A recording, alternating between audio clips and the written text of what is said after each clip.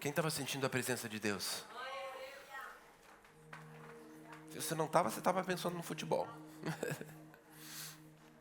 Glória a Deus. Senhor, obrigado por essa tarde maravilhosa, esse sol, esse clima. Obrigado que a gente pode estar num país seguro, onde que a gente pode estar vivendo com vida.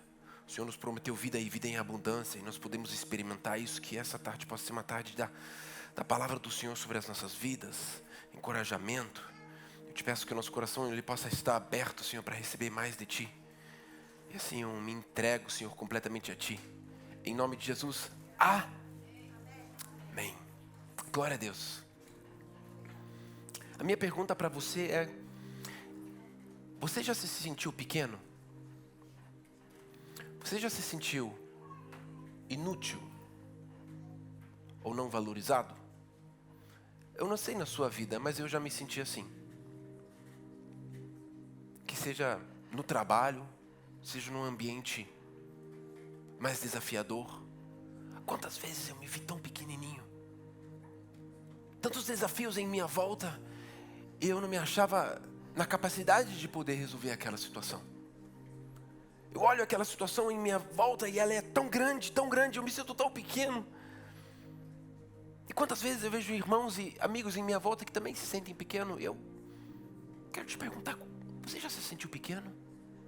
Você já se sentiu talvez até desvalorizado? No ambiente de trabalho onde que você está? Tanto faz qual ambiente. Eu não falo só de nós maridos que estamos casados, né?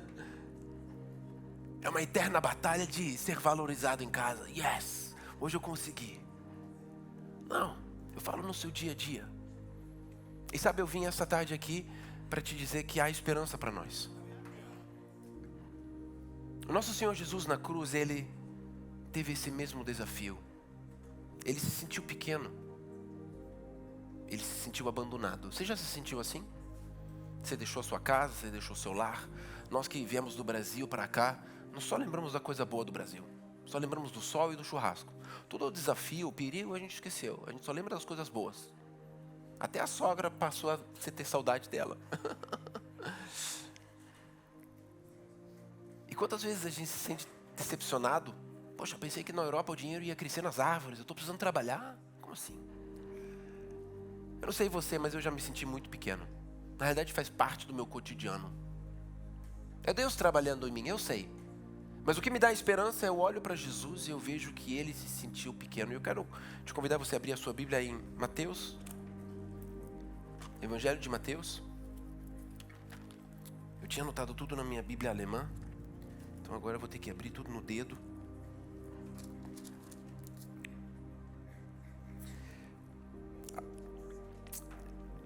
Mateus 27. Mateus 27.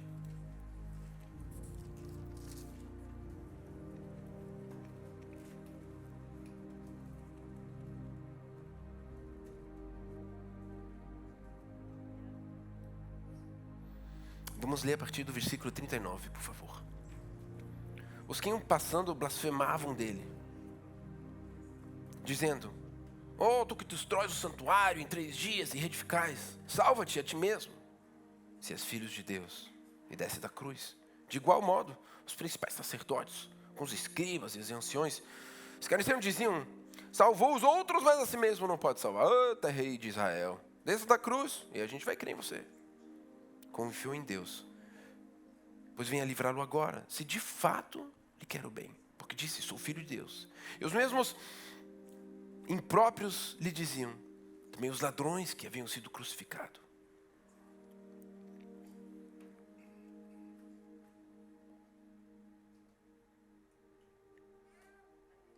Versículo 50, Jesus clamando outra vez com grande voz, entregou o Espírito. Obrigado, Pai.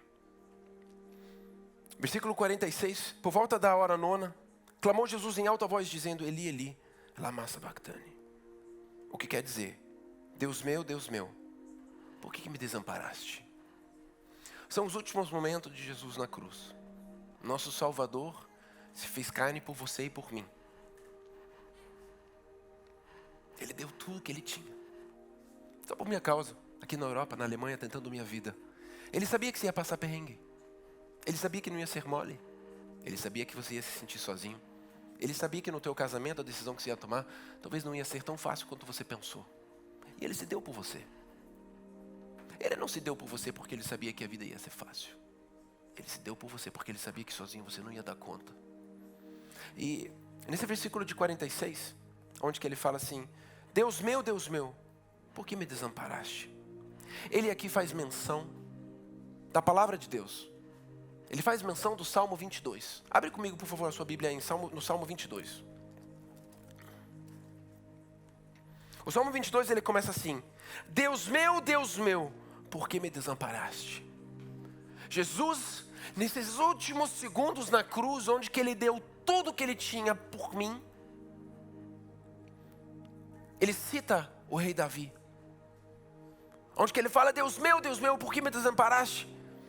E o que Jesus de fato está fazendo? Ele está se comparando com uma das menores criaturas deste mundo, que é um verme. Esse Salmo 22, ele faz menção de Jesus, citando Jesus como um verme. Abre comigo 22, versículo 7.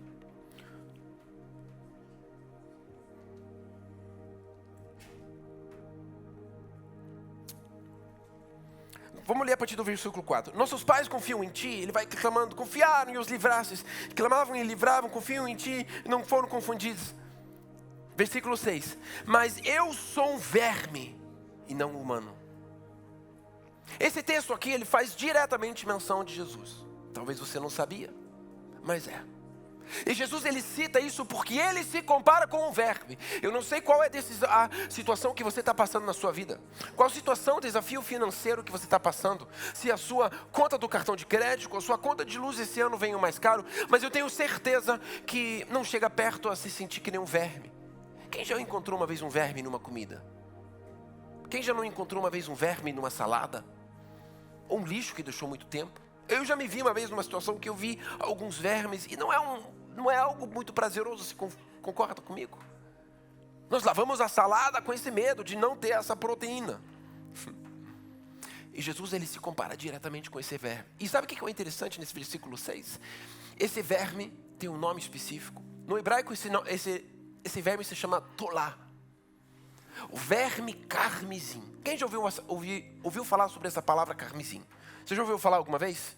Carmesim se refere a uma cor. E a gente também menciona o sangue de Jesus, o sangue carmesim. Talvez você nunca ouviu falar sobre esse verme, mas esse verme, ele se chama carmesim, charlac, porque dele é extraído a cor vermelha. Esse verme, quando ele morre, ele expõe uma cor vermelha.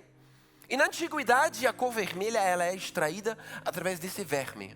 E o véu que separava o santo do santo no templo, ele tinha cor de charlac. Ele era 100% feito pela cor desse verme.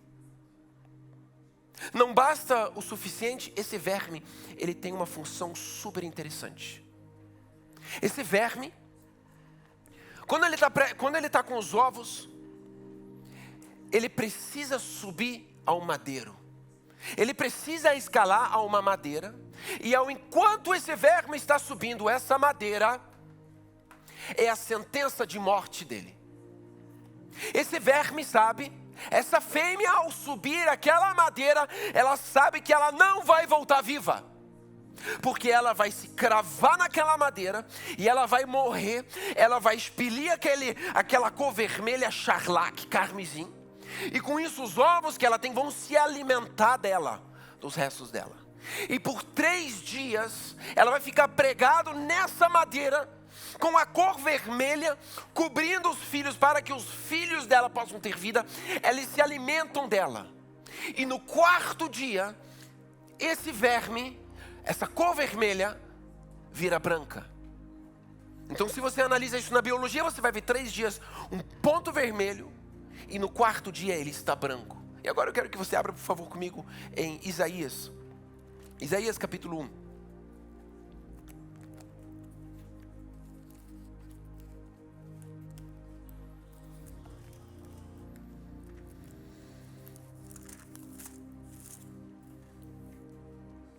Aleluia. Vinde, pois, e razoemos, diz o Senhor, ainda que os vossos pecados estejam como o quê? A escarlata, eles se tornarão brancos como a neve. Ainda que estejam vermelhos como o carmesim, se tornarão como a lã. A profecia se cumpriu com a morte de Jesus naquela cruz, quando Jesus se compara a um verme, para que você e eu, a gente entenda que as nossas falhas, elas estão perdoadas. Eu estava conversando com um jovem, ele tinha acabado de aprontar, e depois que ele aprontou, ele veio falar comigo, ele chorou bastante. Ele falava assim: eu não consigo entender se Jesus pode me perdoar ou não. Eu expliquei para ele, falei assim: olha, o nosso Senhor Jesus, ele tem a sua lista de acusação. Na realidade, o diabo apresenta para ele, de segundo em segundo. O sistema não é mais DOS. Meu pai esses dias estava lembrando do sistema DOS. Os mais antigos sabem do que eu estou falando, os mais novos não. Sistema operacional da Apple hoje, né? Vamos falar o sistema novo. Então o diabo, ele vem com o sistema mais novo que tem no iPad dele e apresenta para Deus: ó, teu filho, ó, acabou de aprontar aqui, ó. Ele vem com a lista de acusações, porque o diabo, ele é acusador. Ele vem e tudo que você faz de erro, de falha, se você fala direito, se você fez errado, o que você fez de noite, o que você viu, ele vem e acusa a sua vida para Deus. E Deus pega aquela folha de acusações, ele não consegue enxergar, e não porque ele está precisando de um óculos. Ele não consegue enxergar, porque todas as suas acusações, elas estão cobertas pelo sangue de Jesus. Tudo que você já aprontou na vida, o que você acabou de aprontar, foi perdoado pelo sangue de Jesus. Mas a gente vive se culpando. Eu quero te dizer que hoje à tarde, o sangue de Jesus te lava e te cura e te restaura.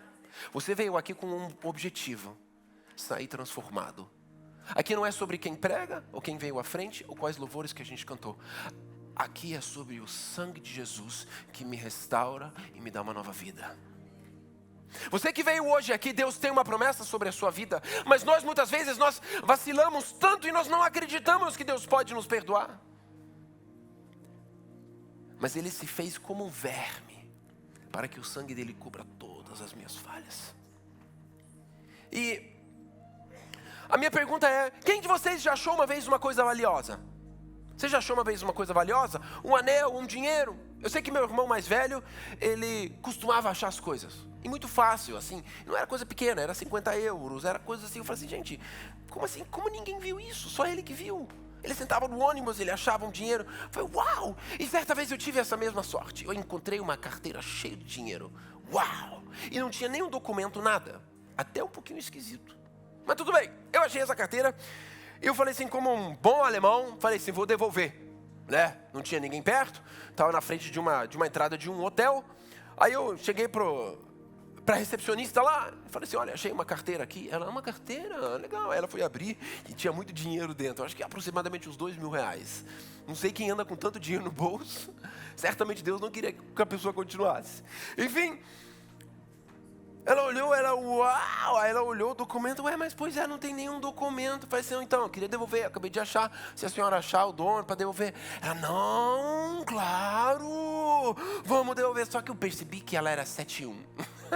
Falei: olha só, irmã, vamos fazer o seguinte: eu vou segurar esse bem, toma meu número, se alguém vier, pode falar que está comigo e até lá eu vou pegar emprestado. Se a pessoa vier, eu vou devolver. Se a pessoa não vier, foi provisão de Deus. Foi o acordo que eu fiz com o Senhor. E eu percebi que foi provisão de Deus.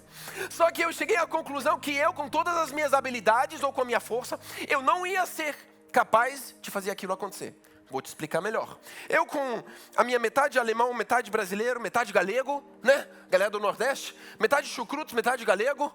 Eu, com todas as minhas forças, as minhas habilidades linguísticas ou não, eu poderia fazer toda a força do mundo. Eu quero ter sorte agora. Sorte é a palavra talvez não apropriada. Eu quero achar uma coisa valiosa. Eu sou capaz de fazer isso? Eu posso ficar aqui na frente e fazer toda a força do mundo e encontrar uma carteira cheia de dinheiro aqui na frente? Não. Né? Sei que o dia está lindo, mas não. Então não foi a habilidade minha que fez eu achar aquilo ali. E a mesma situação aconteceu com Noé. Abre comigo, por favor, em Gênesis capítulo 6. Gênesis, ele achou algo que não era mérito dele.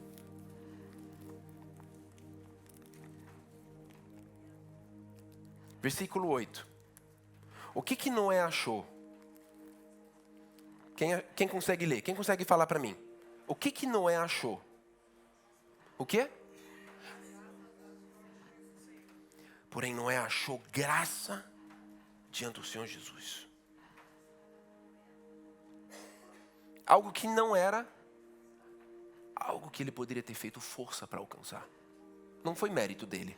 Ele vivia uma vida temente ao Senhor. A gente continua lendo, onde que a Bíblia fala. E a história de Noé, Noé era homem justo e íntegro. Beleza, tudo é lindo. Mas o Senhor achou graça nele primeiro.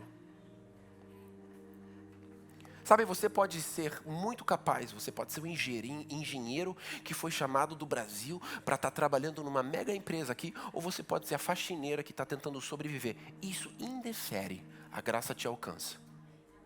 Não é o que você pensa sobre você que vai fazer você achar a graça. Você pensando que você tem menos graça que eu, você está enganada. Você pensando que você tem mais graça que eu, você também está enganado. Eu estava conversando semana passada com um senhor e ele se acha muito santo.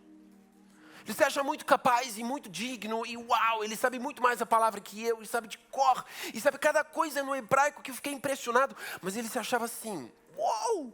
Aí eu falei para ele uma coisa que deixou ele um pouquinho chateado. Eu falei assim, olha só, você não precisa ir para a igreja não, porque por você Jesus não veio não, porque Jesus veio para os fracos, aqueles que não sabem. Você sabe tudo, continua batalhando sua vida.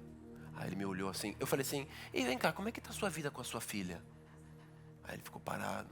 Eu falei assim, está no segundo casamento? Posso chutar? Aí ele ficou quieto. Eu falei, tu é tão fortão, né?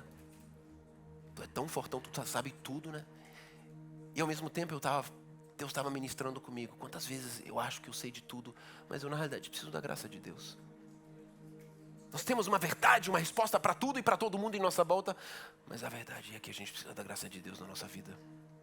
Eu não sei você, mas na minha vida é assim. Eu me sinto pequeno, eu oro a Deus que eu possa achar essa graça todo dia de novo. A graça não é algo que eu fiz força para fazer, que nem aquela carteira. Eu não tive que fazer força. Você não precisou fazer força para que o Senhor Jesus te alcançasse. Foi algo que Ele deu para você quando Ele morreu naquela cruz e se fez verme.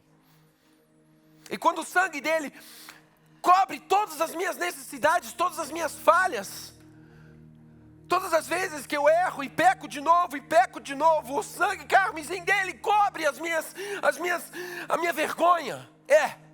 Porque a minha Bíblia diz que ele veio para os que estão cansados e sobrecarregados.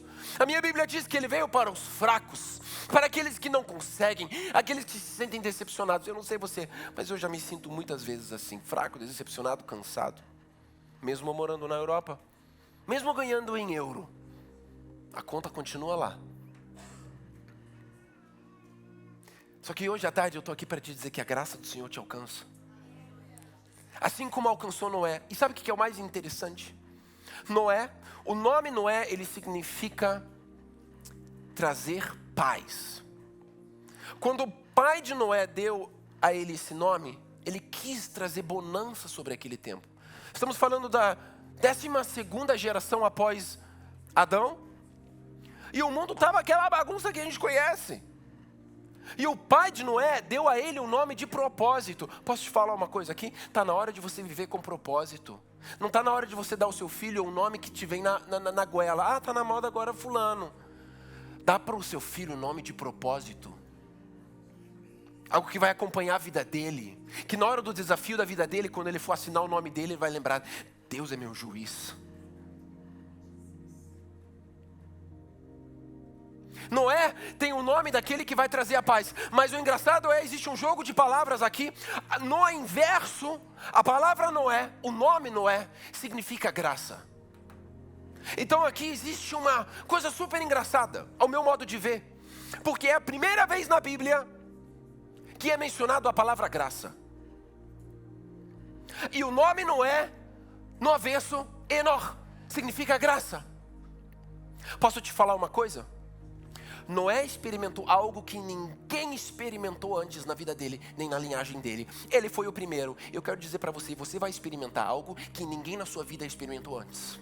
Talvez na sua vida a linhagem é de divórcio, de câncer, de morte, de falha ou desperdício ou de fracasso financeiro, mas Deus tem para você algo que na sua família nunca teve antes. Ou talvez no seu DNA tem traição, talvez o seu pai é alcoólatra, mas o que Deus tem para você não é o que a sua família já viu. É bênçãos sobre bênçãos, é vida em abundância. É isso que a minha Bíblia diz. É isso que o Senhor tem para você hoje nessa tarde. Quando Noé experimenta a graça, ele não fez força para achar aquela carteira cheia do dinheiro. Ele estava vivendo uma vida reta. Está na hora da gente tomar postura e viver uma vida reta. Chega de lero-lero, chega de cinza. Chega de ver vídeos e acelerar, mas fica olhando. Vai que eu vejo uma coisa nude rapidinho, mas não foi minha culpa, né? Chega disso, chega!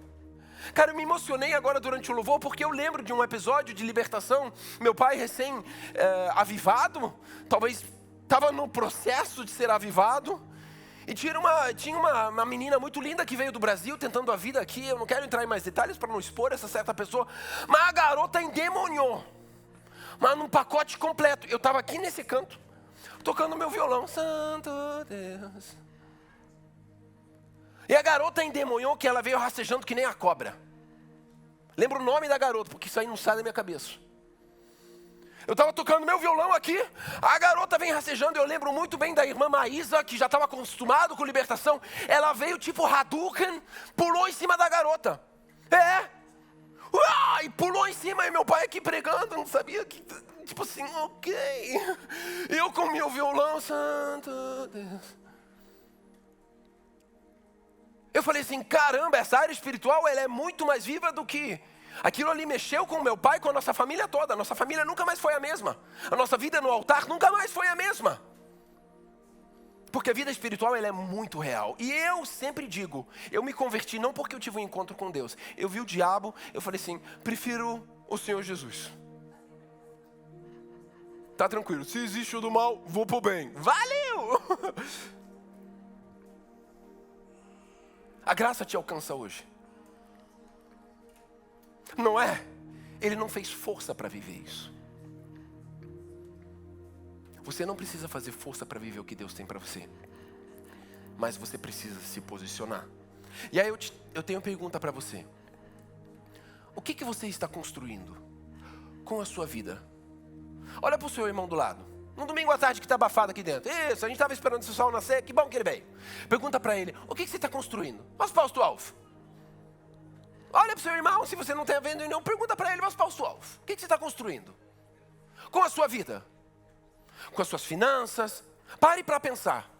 Você que está aqui na Alemanha, tentando a vida, ou você já mora aqui, ou você pensou aqui é o país dos 7 maravilhas, você já entendeu que não é. O que você está construindo com o seu dinheiro? Vou ser sincero. O que você está construindo com o seu casamento? É só sobreviver? É só passar para o próximo dia? Entendi, lá em casa você é o machão, né? Aí você solta a franha na mulher, mas no trabalho tá bom, senhor, desculpa. O que você está construindo com a sua vida? Sério, seja sincero com você mesmo.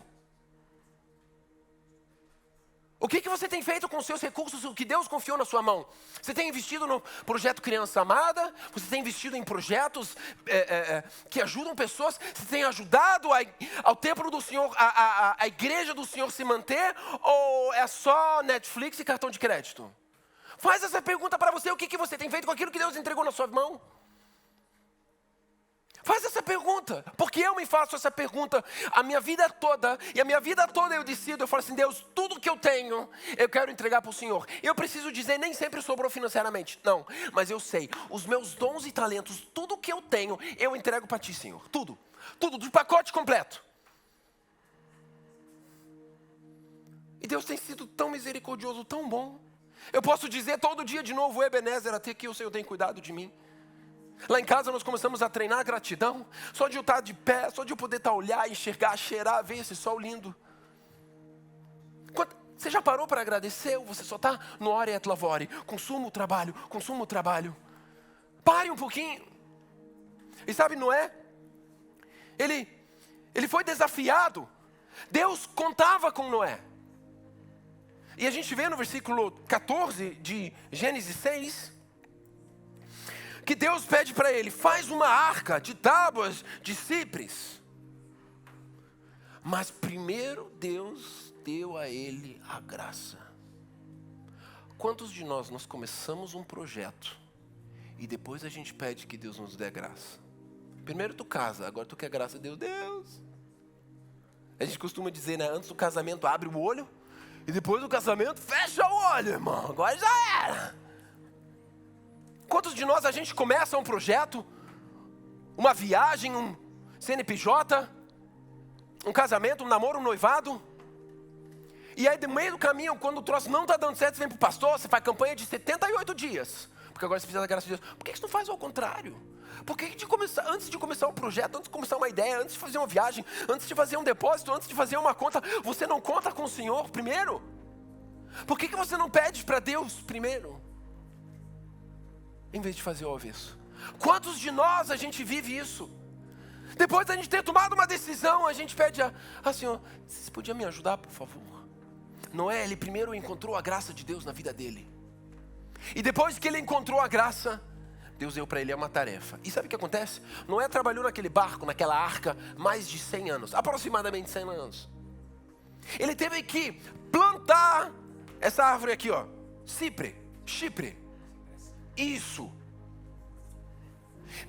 Pensa num projeto que ele agora tem que plantar a árvore. Ele tem que esperar essa árvore crescer para pegar essa madeira e fazer um barco. Imagina, tu ia ficar animado de fazer um negócio desse?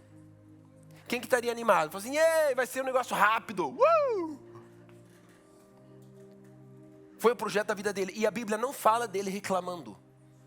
O caçula dele, a Bíblia fala que ele tinha 500 anos. O caçula dele deve ter tido quanto? Uns 100 anos. Ô, garoto! Chamando o filho dele de 100 anos. A Bíblia não fala nenhum murmúrio, nenhuma reclamação. Sabe por quê? Porque a graça de Deus estava com ele. Quantos de nós a gente tem tudo, mas a gente reclama? Tu quis a vida toda o maridão, agora ele está lá, mas tu reclama. Meu marido tem cueca, não cheira bem o tempo todo não. Toalha vai na cama mesmo. Tu quis a vida toda mudar para a Europa, mas agora reclama. É frio, é quente, não tem ar-condicionado. Pensa no Noé, cara, Noé tinha 100 anos de um trabalho e ele não reclamou, porque a graça de Deus estava com ele. Muitos de nós, a gente enfrenta desafios porque a gente não convidou ou a gente não experimentou a graça de Deus na nossa vida. Algo que não é nosso mérito, algo que é de graça, que veio lá naquela cruz, por mim e por você. Hoje à tarde, Deus quer se revelar de novo para você. Você tem que parar de tentar com a sua própria força entregar todos os seus projetos, tudo que você tem ao Senhor.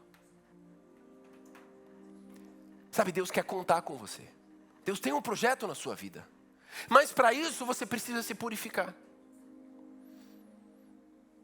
E Jesus, ele é muito claro. Ele fala em Mateus 18:13. Abre comigo, por favor.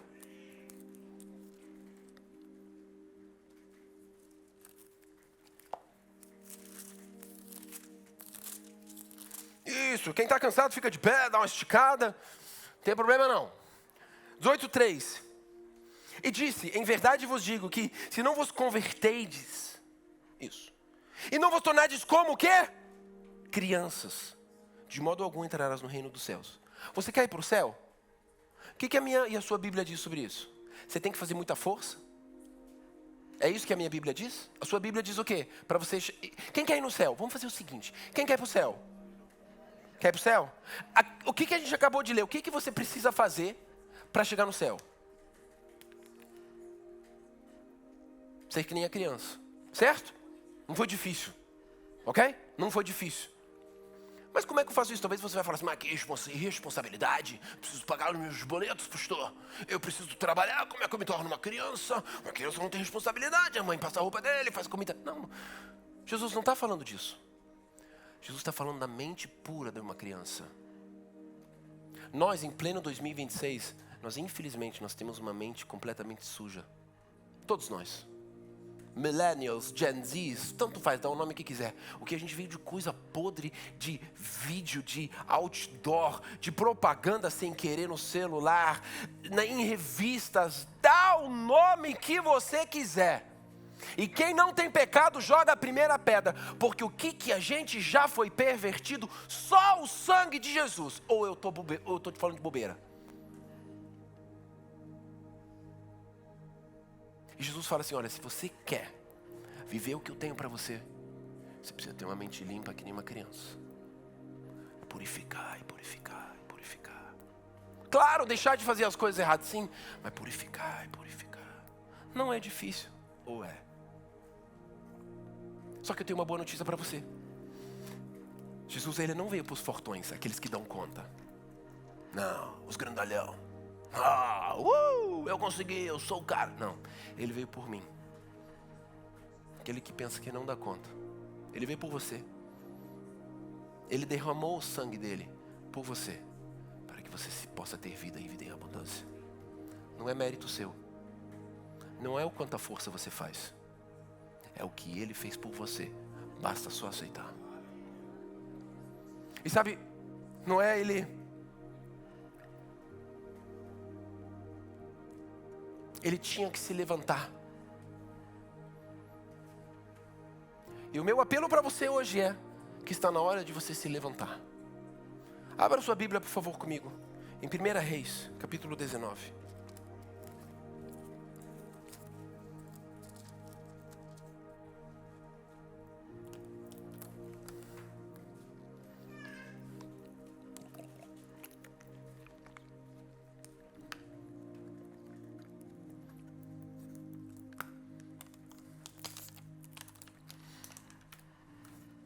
Aleluia.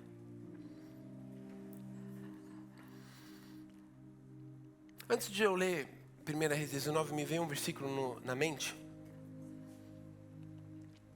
Que eu lembro que a mãe de Jesus, no primeiro milagre dele, ela vai para aqueles que estavam servindo. E ela fala para eles assim, olha só, tudo que Jesus mandar faz, tá? Isso me veio à mente aqui, sabe o que a gente precisa fazer? A gente precisa muitas vezes simplesmente só obedecer. Mas é difícil, né? Nós somos cabeça dura, eu falo por mim. E o interessante é que a mãe de Jesus, ela vai por aqueles que servem. Para o milagre acontecer, ele precisava daqueles que servem.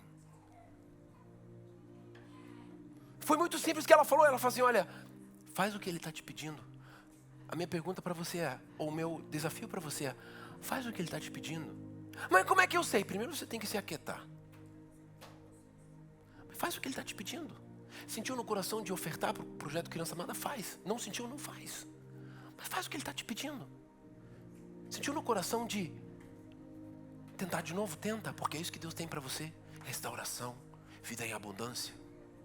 O seu negócio vai dar certo. A sua ideia vai prosperar. O seu visto vai sair. Deus tem isso para você, por isso que você está aqui hoje. Mas a gente precisa se levantar. E em 1 Reis 19 a gente vê a história de Elia. Elia acabou de, vamos ler a partir do versículo 1. Acabe fez saber a Jezabel tudo quanto Elias havia feito e como mataram todos os profetas à espada. Elias tinha acabado de matar um monte de profeta de Baal. Então Jezabel mandou um mensageiro a Elias a dizer-lhe, faça-me os deuses como lhe aprovei esta manhã e esta hora, se não fizeres até amanhã, né? Eu a tua vida como fizeste a cada um deles. Tipo assim, ela está ameaçando ele de morte. Temendo, pois, Elias levantou-se para salvar a sua vida. Ele ficou com medo. No final do versículo 3 a gente lê que ele deixou o seu moço. Aí versículo 4 a gente lê que ele mesmo, porém, se foi ao deserto caminho de um dia. Uma outra tradução diz que ele estava correndo. Todos nós, a gente conhece a história de Elias. Elias, ele primeiro profetizou a seca e matou muitos profetas de Baal. Só que eu quero falar um pouquinho sobre Jezabel. Quando Jezabel vem, ela encontra um altar. E onde há um altar, tem profetas. Onde tem um altar, tem promessa. Onde tem um altar, tem fé. Tem vida. Onde tem um altar, tem motivo de viver. Onde tem altar, tem oferta, tem continuidade, tem permanência, pertencimento. Onde tem um altar, tem vida. Então Jezebel, ela sabe disso. Ela sabe que o altar representa esperança para o povo. Então o que ela faz? Ela destrói todos os altares. Ela manda destruir. Mas mesmo assim ainda restavam profetas, porque onde há um altar, tem profeta. Então Jezebel, o que ela faz? Ela manda matar todos os profetas. Ela manda eliminar todos os profetas. Mas sabe o que ela não pode eliminar? A fé. Sabe o que ela não pode eliminar? A profecia. Se na tua vida tudo está acontecendo e você não está entendendo, se você percebe que o inimigo está tentando roubar coisas da sua vida, sabe o que o diabo não pode roubar da sua vida? É a sua fé. Ele não pode roubar a profecia sobre a sua vida, que tudo pode e vai dar certo se você seguir Jesus Cristo. Não vai ser mole. Mas é isso que a minha Bíblia tem, bênçãos, de uma maneira recalcada, sacudida e transportante. Jezebel sabe disso e ela destrói o altar, e ela destrói os profetas, mas ela não pode destruir a fé. Ela não pode destruir a profecia. Interessante para mim é que Elias ele já estava vivo nessa época, e ele não foi classificado na seleção brasileira como profeta. Você sabia disso? Ele deve ter sido tão pequeno que Jezebel e os parceiros dela e o exército dela nem considerou Elias um profeta. Talvez o exército chegou, todos os profetas matando. Talvez o Elias falou assim: mãe, eu vou ter que morrer pro Senhor, porque eu sou um profeta, né? Aí ele se apresentou assim: podem me matar, eu vou morrer como um mártir, porque eu sou profeta. Eles: não, você não, garoto, pai de bobeira. Não! Eu sou profeta, cara. Não, sei lá, cara. Eu sei que ele não foi classificado como profeta. Continuou vivo. De tão pequeno e não importante ele era. Você entendeu isso? Ele não foi nem considerado profeta. Jezebel nem levou ele a sério. Que absurdo, cara. Já aconteceu isso na sua vida, que a galera não te leva a sério? Você se sente tão pequeno que você nem foi levado a sério? Na sua família, no seu trabalho, em qualquer lugar, no seu casamento. Ninguém nem te levou a sério. Você fala: poxa, me sinto tão pequeno. Elias não era considerado importante. Sendo que ele aparece depois e fala que vai haver seca. Quando tudo isso acontece, ele vem, só que ninguém acredita nele. É para falar o que ele quiser. Mas a palavra dele teve tanto poder que mudou o PIB, o produto interno bruto daquela nação, porque ele andava com Deus. Quero te falar uma coisa: a sua situação financeira, o teu avanço financeiro, não tem a ver com o que você sabe fazer e quão habilidoso que você é, ou quantos diplomas ou qual profissão que você exerce. Tem a ver com a sua boca e a sua profecia que você proclama sobre a sua casa, sobre a sua vida. Elias não precisava nem de reputação. Ele deveria ter tido 3 seguidores no Instagram dele: pai, mãe e o vizinho. Ninguém conhecia ele, ninguém dava mérito a ele. Mas sabe de uma coisa? O céu conhecia ele. Porque quando Elias chegou, as montanhas se moveram. As nuvens se moveram. Chegou um vento e o vento obedeceu ao que Elias disse. É a minha pergunta para você. Você está mais preocupado com como que o mundo te vê ou como que o céu te viu? Está na hora de você investir mais no reino. Elias, ele não tinha reputação nenhuma. E o mais engraçado é, ele depois dessa, ele some por 3 anos e meio. E Jezabel procura ele. Ele acabou de trazer fogo, você pode ler isso em 1 Reis 18. Veio fogo do céu e aquela coisa toda, e ele fica agora escondido aproximadamente 3 a 4 anos. E quando ele volta, ele vai direto para o rei. Ele vai para o rei e fala com ele. E vai embora de novo. E sabe o que Jezebel faz? Ela não mata ele. Por que Jezebel... Olha só, ela estava procurando ele por 3 anos. Aproximadamente quase 4. A Bíblia fala em 1 Reis 18, acho que 44. Que eles procuraram todas as nações vizinhas. e mandavam os chefes jurarem que não viram Elias. Eles estavam caçando Elias. Agora ele apareceu. Por que Jezabel não mandou matar ele? Por que Jezabel mandou um mensageiro? Porque o diabo não vem contra você com uma arma tentando te amedrontar. O diabo vem com uma palavra de morte. O diabo vem falando que você não vai ser mãe. O diabo vem falando que a pessoa vai morrer de câncer, que nem a mãe dela. O diabo vem com uma palavra só. Pá! Ele não vem amedrontado, não. Ele vem através de uma mensagem. Não vai conseguir, vai fracassar, não vai conseguir pagar, visto não vai sair, e aí vai. É uma palavra que muitas vezes traz a autossabotagem, porque o diabo não pode roubar a profecia e a fé da tua vida. Ele pode roubar o altar, pode destruir, pode. Ele pode matar os profetas em volta, pode. Mas a profecia que Deus deu para a sua vida, Ele não pode tirar. Isso só você pode tirar. E Ele sabe disso. Então Ele não vem com arma e faca. Uau! Vou aniquilar eles, não. Ele vem com a mensagem de morte. E Ele conhece a sua linguagem de terror. Então Ele sabe o que você precisa ouvir para ficar apavorado. Se é uma guerra, se é uma doença, se é um novo vírus. Tu faz. Ele sabe. Tá vendo? Vai ser que nem sua mãe. Ah lá, igualzinho o pai. Ah lá. Sabe o que deu no pai, né? Essas mentiras, essas mensagens que vêm no subconsciente do nada.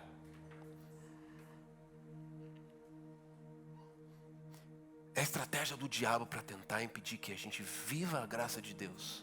Só que hoje à tarde é hora da gente dar um basta nessa palavra de morte sobre a minha vida. Isso me faz lembrar sobre Davi. Davi, ele foi ajudar os irmãos dele lá na batalha contra os filisteus. Ele foi lá levar pãozinho para os irmãos. Eles estavam na frente da batalha e a gente conhece a história de Davi e Golias. Golias estava amedrontando o exército. E quando Davi chega lá, Golias já tinha falado 80 vezes, amaldiçoando o povo. Eram 40 dias e Golias 2 vezes no dia de manhã e à tarde vinha e afrontava o grupo. Então o povo, a Bíblia fala em 1 Samuel 17 que o povo estava, o exército estava apavorado. O rei Saul estava apavorado por causa de uma mensagem. E quando Davi chega, ele vê a situação toda. Davi era ele já era rei no coração, talvez não com coroa, mas ele já era rei dentro dele. Ele vê tudo, e talvez ele vê Golias e ele fala assim, caramba, esse cara é fortão, hein? Olha lá, uou! Só que aí ele talvez vê Golias afrontando o exército de Deus. Ele fala, opa, está repreendido no nome de Jesus. Ele repreende a palavra, ele fala, não, ei. Aí ele vai para o irmão mais velho dele, ele não pode fazer isso. Ele, para, seu exibido. Ele, não, você não quer saber, né? Muitas vezes tem pessoas em nossa volta que não querem que você ande perto de Deus. Lamento dizer, você precisa se distanciar disso. Não estou falando para você se distanciar da tua família. Estou falando de pessoas que não querem que você ande perto de Deus. Que falam, para com isso. O irmão mais velho de Davi vem e fala assim, você está se exibindo, garoto. Para, ele sai. Ele fala de novo, ele vai. Ele chama tanta atenção que o rei Saul manda chamar Davi. E Davi fala, vem cá, você vai tolerar essa babuzeira do Golias? Garotinho. Aí o rei Saul fala assim, cara, tem coragem, quer morrer. E Davi, não, a gente sabe como é que a história termina. Mas pega a visão, pega como é que estava na hora. Garotão acabou de trazer um pãozinho. Tinha acabado de cuidar de umas ovelhinhas. Ele, não, já matei o urso e o leão. Ele fala assim, tá, mas isso não é urso e leão não, cara. Isso aí tem boca e fala. Isso aí sabe jogar uma lança bem legalzinho. Ele, tô nem aí, afrontou meu Deus, me afrontou, tá repreendido. Muitas vezes quando a palavra de afronta vem, a gente tolera muito tempo. Tem que repreender e mandar embora. O diabo, ele não vai aparecer na sua vida assim, ó. Não, ele vai vir com a palavra sutil, ó. Ela não te ama mais, tá vendo? Ela não tá te procurando mais. E a garota tá passando o maior desafio na vida, em vez de você ser carinhoso com ela. E tá vendo? Olha lá, quando a gente casou era melhor, e agora tá lá, ó. São essas mentiras, mas eu profetizo vida sobre o seu casamento. Eu profetizo um novo amor na sua vida amorosa dentro do casamento. Eu profetizo um novo derramar financeiro sobre a sua casa. Porque toda a mentira do diabo que falou que você vai empobrecer aqui na Alemanha, que você vai ser fracassado que nem os seus pais, que você vai ter um divórcio na sua casa que nem os seus pais, o seu tio ou o seu avô, que essa maldição, isso tudo está quebrado no sangue de Jesus. Se você quebrar essa palavra, O povo todo, Saul, o rei Saul, eles estavam com medo por causa de uma palavra. O rei Saul estava com medo de Golias por causa de uma palavra. E um pequeno Davi, já era rei dentro dele, repreendeu, falou, não, sai voado comigo não. É isso que você tem que fazer. Quando as coisas não estão do jeito que você pensou, você tem que analisar as palavras e mandá-las embora. Abre a janela da sua casa e manda embora. Sai, tá voado, todo espírito de pornografia, todo espírito de Jezebel, todo espírito de tudo, sai!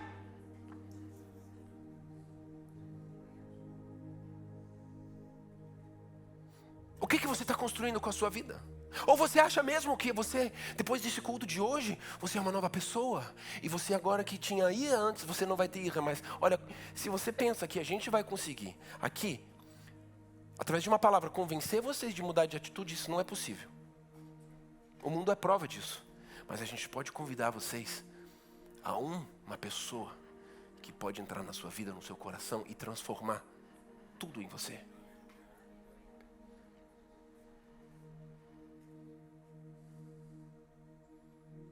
Davi, ele repreende a palavra, ele não tolera. Eu lembro muito bem, eu fui no médico, eu fui convidado a ir no médico, que nós que somos casados, nós somos convidados a fazerem as coisas que as nossas esposas pedem. A minha esposa sempre fala assim, amor, você quer fazer compra? Eu falei, quero, claro que eu quero, como é que eu não ia querer? Esses dias ela fez uma comida, e ela, Daniel, tá gostoso? Eu falei assim, tá muito gostoso. Aí eu olhei pro meu mais velho e falei assim, não tô maluco de falar que não tá. Ela, Daniel! Então eu fui convidado a ir no médico, fazer um exame que eu não queria. Cheguei lá, a médica me deu uma sentença muito séria, que tirou meu chão. Eu fiquei um pouquinho abalado, e é difícil um freezer ficar abalado. Eu liguei para minha esposa, falei, amor, você estava certo, para variar, né? Até parece que a gente tem razão. A gente até pensa, nós homens, que a gente tem razão, mas não. Os humildes confessam, os orgulhosos ficam firmes. Como é que a gente fala? Para um casamento feliz, ou você tem razão ou tu é feliz, decide. Aí eu liguei para ela, eu estava muito abalado, eu não estava em condição de dirigir de volta para casa. Eu falei, amor, a médica falou isso, isso, aquilo. Sabe o que a minha esposa falou? Ela está repreendida no nome de Jesus. Ela quebrou a palavra. Eu falei, amém. Eu voltei no médico e a médica falou que agora sumiu. Eu falei, entendi, agora some, né? Primeiro tu lança, quis falar as verdades, mas não falei. Mas pensei. Caramba, eu pude viver um milagre, mas a minha esposa, ela foi mais santa que eu.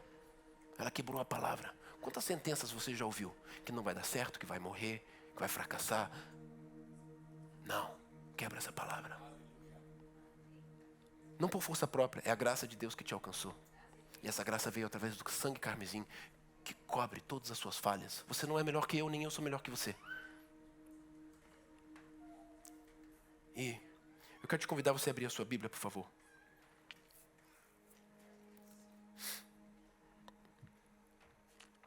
Primeira Samuel 17:11, por favor, leia comigo.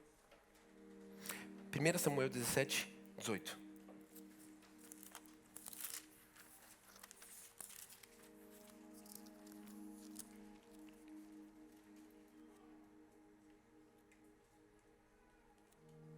No final do versículo 18, o pai de Davi pede para ele uma prova de que os irmãos estão bem.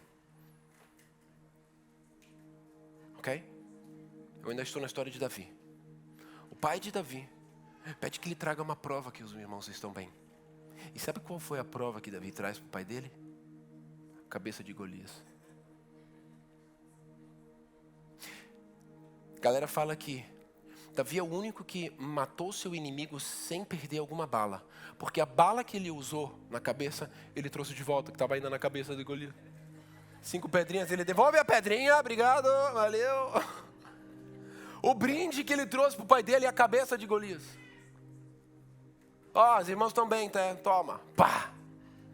O pai deve ter falado assim, o que eu fiz com esse garoto? O que eu fiz errado? Que nem eu, forte. Só que eu ouso dizer que hoje em dia, talvez alguns de nós, a gente ia orar pela vida de Golias. Você precisa entender que existem certos inimigos que você tem que cortar. Não ore pelo seu computador. Ele está te fazendo pecar, corta ele. Existem certos inimigos que a gente tem que cortar e não orar por eles. Eu quero orar para viver mais santo. Não. Tem coisas que você não vai conseguir. Corta, mete o pé. Vazário. Você não vai conseguir, o mundo está aí para provar isso.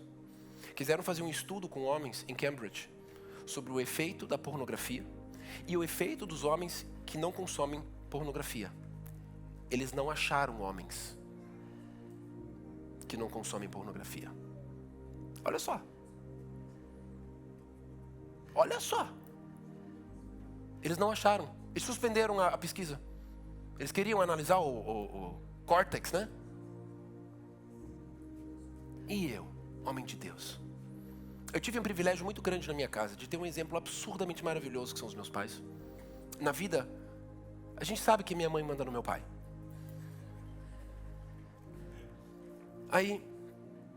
Mas por causa da libertação que ele fazia aqui na igreja, eu fiquei com tanto respeito do diabo, eu fiquei com tanto medo, que eu decidi a santidade. Foi mole não. Mas eu pude casar virgem. Eu posso ter uma família linda, maravilhosa. É mérito meu? Não. É graça. Talvez você fale assim, Daniel, mas eu não tive essa formação. Começa hoje. Seja você um transformador da sua vida. Lembra? Noé, ele experimentou algo que ninguém nunca antes na família dele experimentou.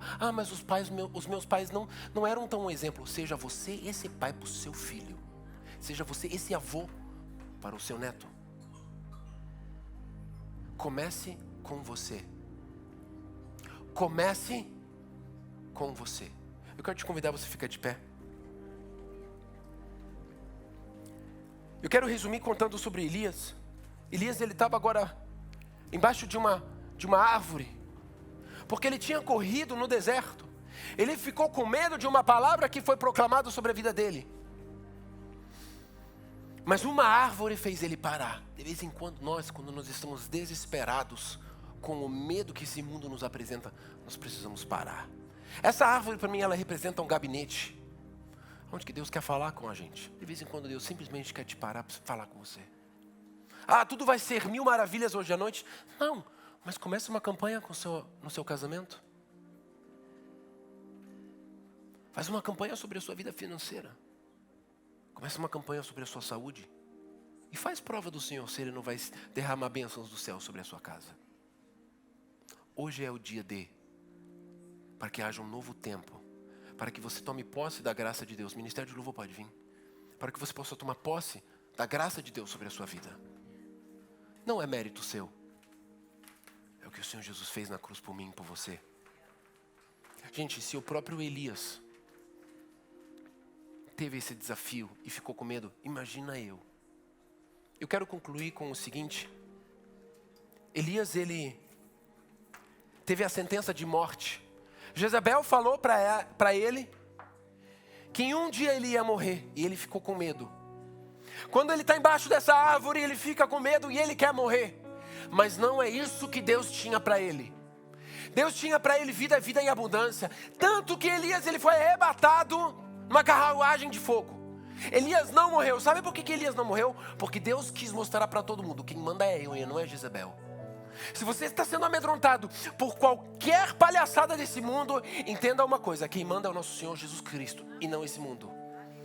Deus, ele botou um marco aqui e falou assim: olha, não é Jezabel que manda. Tu está com medo? Tu quer morrer, Elias? Jezabel que vai morrer, então tu vai viver para sempre. Em 1 Reis 23 a gente lê como Elias profetiza a morte de Jezabel. Aquele que era amedrontado por uma pessoa passou por cima do desafio, porque os planos de Deus sobre a sua vida são maiores que os seus. Eu não sei o que você pensa sobre você, o quão pequeno você se sente, ou quão desafiado você se sente na realidade que você vive. Mas uma coisa eu sei: a profecia de Deus sobre a sua vida, ela está de pé. Talvez Jezabel, nesses últimos anos, nesses últimos tempos, tentou matar o altar em sua volta, os profetas, e talvez a sua vida desmoronou. Mas a profecia, ela continua de pé. E o nosso Senhor Jesus Cristo deu tudo que Ele tinha para que você e eu, a gente possa ter vida em abundância. E os planos de Deus sobre a sua vida são muito maiores do que você mesmo pensa sobre você. Se o próprio Elias quis morrer embaixo daquela árvore, Deus tinha para ele vida eterna. Ele não morreu. Imagina o que Deus não tem para nós planejado. Nós que podemos aceitar Jesus como Senhor e Salvador e viver sem acusação.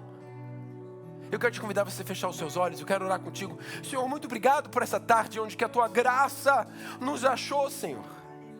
Não é por mérito nosso ou por aquilo que a gente pôde fazer. É o teu favor, Senhor.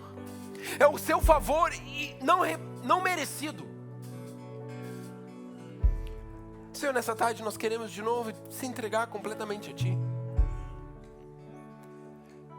E Senhor, começa uma nova obra na minha vida, na minha casa, no meu lar.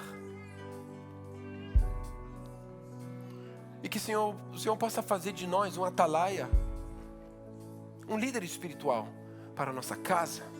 Que nós possamos voltar a ser os profetas da nossa casa e não os homens irados, que quando a conta está negativa nós ficamos brabos. Não, Senhor. Que nós só amamos as nossas esposas quando nós namoramos. Não, Senhor. Que a gente possa amar as nossas esposas, que a gente possa servir as nossas casas, que a gente possa ser um exemplo para os nossos filhos.